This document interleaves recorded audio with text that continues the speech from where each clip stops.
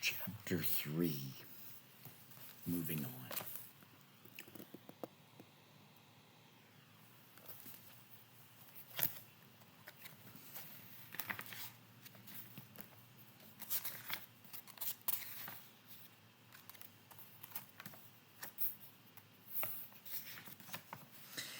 Moving forward from a stuck place sounds impossible by definition, but in fact, a lot of it is simply a change in mindset. I can choose to be miserable or happy, even though I'm a slave. I have control over my feelings and emotions, or at least my reaction to things. One change that I don't make any noise when I cry anymore. My captors have made life such a difficult thing to manage with all the crap bombs placed in my path. At first, getting angry while driving was the only real release I had, because I knew I wouldn't be heard and could let it rip because I had so much to unload.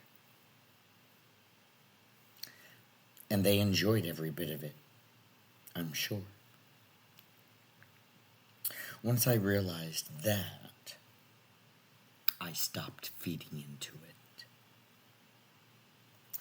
That's when I found deep breathing and meditation as a source of strength. The way to move on from something is to do something different. Each time I feel myself boxed in, there always seems to be an option just when I need it. Some days, when life gets too overwhelming, I allow myself to feel depressed and sad, because honestly, I am. Something I know about feelings, though, is that they pass. I can't understand why on earth someone wants to screw up my life so badly that they do it from before I wake until I go to bed. It's beyond me. This type of total control, being of the mind, is something that should never be messed with.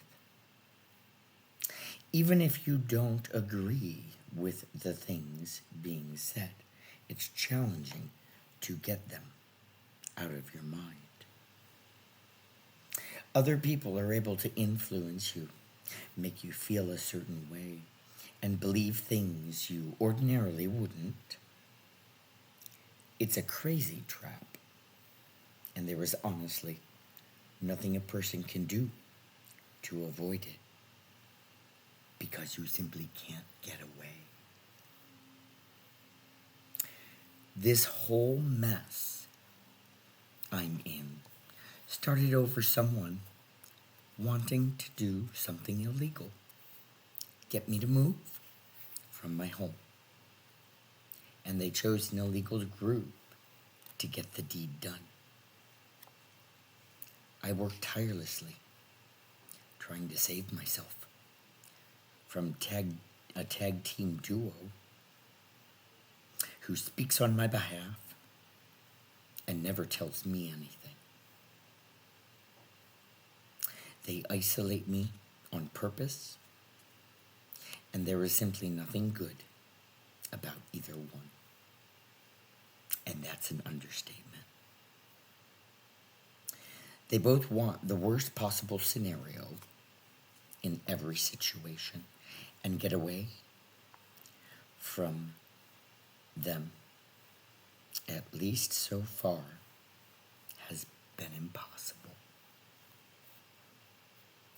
They find pleasure in being able to manipulate my mind, but also my body.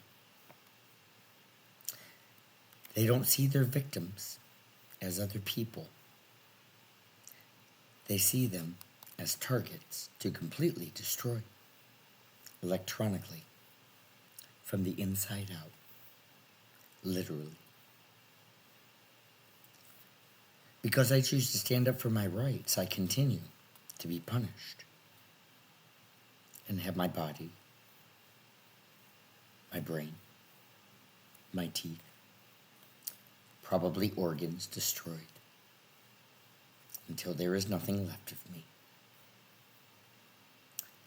Then they will smile at their handiwork and move on to the next phone call they get by a do-gooder, probably named Patty. The group values my potential contribution to society as null and void over a one-dimensional code of law, and judges, convicts, and sentences targets to an unjust and inhumane life of misery, confusion, and helpless and hopeless existence. This is where they get their strength and camaraderie. It's the glue that keeps them all silent and in pure defiance of the Lord and the universal order of things, and warps everyone's reality until nobody involved is able to see any situation clearly and honestly for what it is. Moving on from a technology that won't leave me alone is indeed a real challenge. And that's why it was chosen by the bullying group of secretive men that keep from the rest of society what they are doing.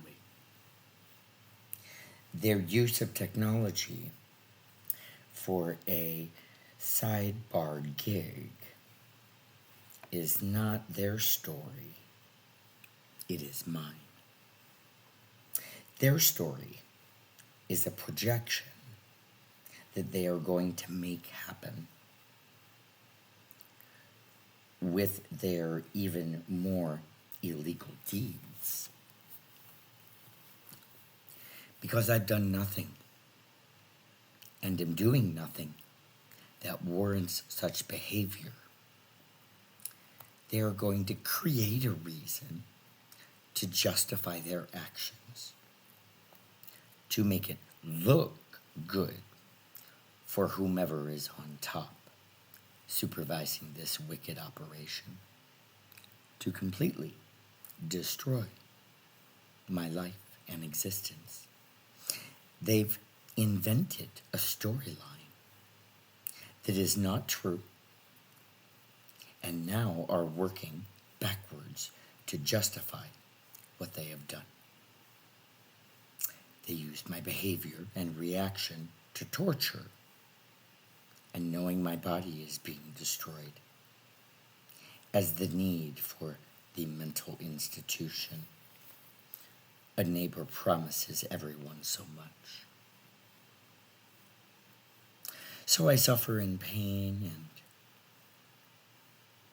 alone, without any help or assistance from anyone, because they are guilty and maintain a false belief that the, quote, government is taking care of the situation and doing something good when in fact the lawless group is just promoting their hate agenda against druggies and fags. Moving on takes the courage to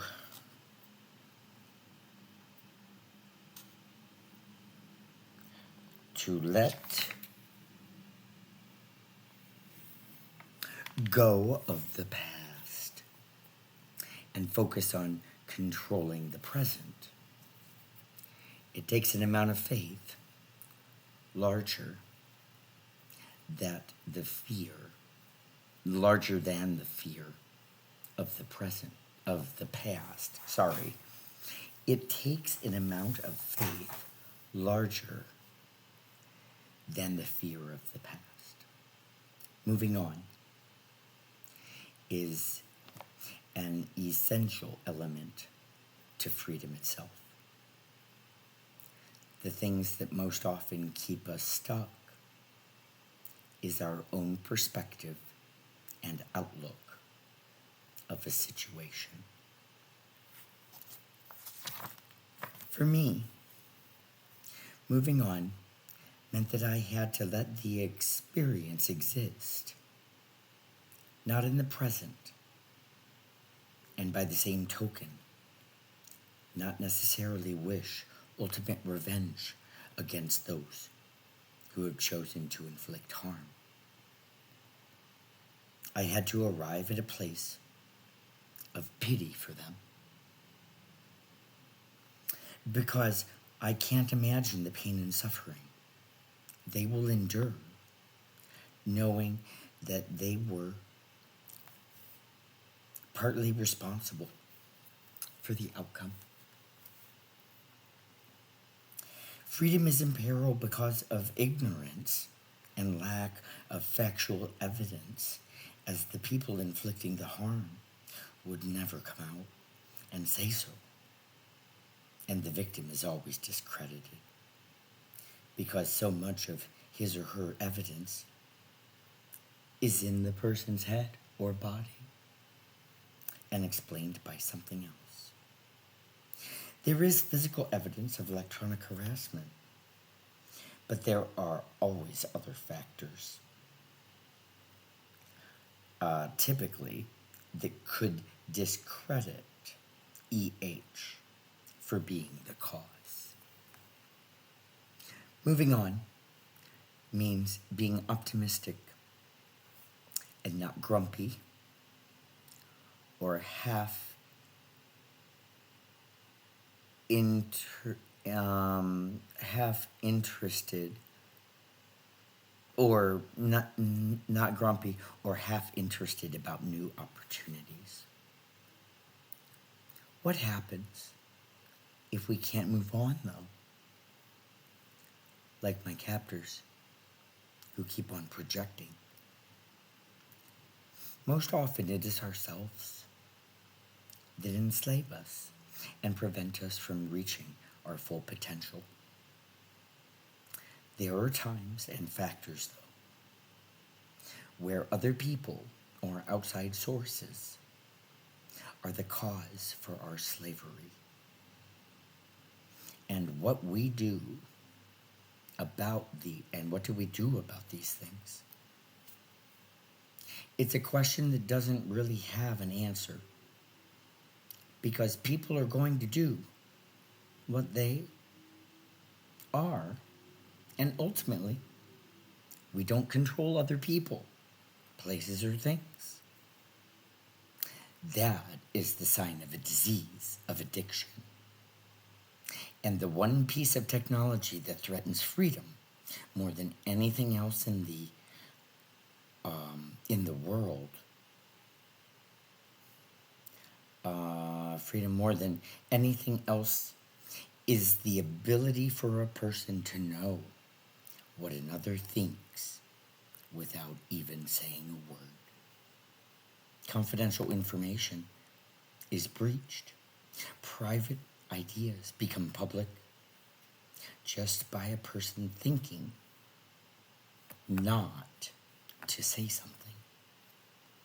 Human emotional states are made known to another, and most importantly, it gives an only godlike quality to a human body by being omnipresent, omnipotent, and